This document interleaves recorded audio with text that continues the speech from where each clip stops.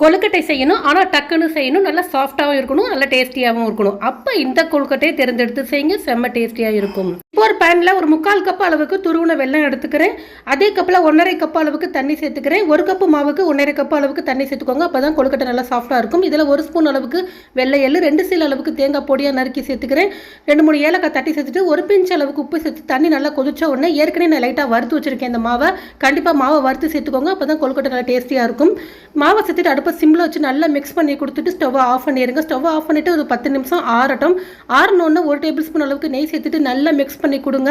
அப்போ தான் நல்லா சாஃப்டான கொழுக்கட்டை வந்து கிடைக்கும் நம்மளுக்கு. இப்போ நல்லா சாஃப்டாக இருக்குது. இப்போ நீங்கள் உருண்டையாக உருட்டி கூட எடுத்துக்கலாம், இது போல் பிடி கொழுக்கட்டை போல் எடுத்துக்கலாம் செய்து. இப்போ ஒரு இட்லி தட்டில் இலையை கட் பண்ணி வச்சுருக்கேன், அதில் எடுத்து வச்சுட்டு வேக வைக்கிறேன். இட்லி தட்டில் நீங்கள் எண்ணெய் தடவி கூட வேக வைக்கலாம். கரெக்டாக ஒரு 10 நிமிஷம் மூடி போட்டு வேக வச்சிங்கன்னா ரொம்ப சூப்பரான சாஃப்டான செம்ம டேஸ்டியான கொழுக்கட்டை ரெடி. இதே போல் செய்து பாருங்கள். லைக் பண்ணுங்கள், ஷேர் பண்ணுங்கள், ஃபாலோ பண்ணுங்கள்.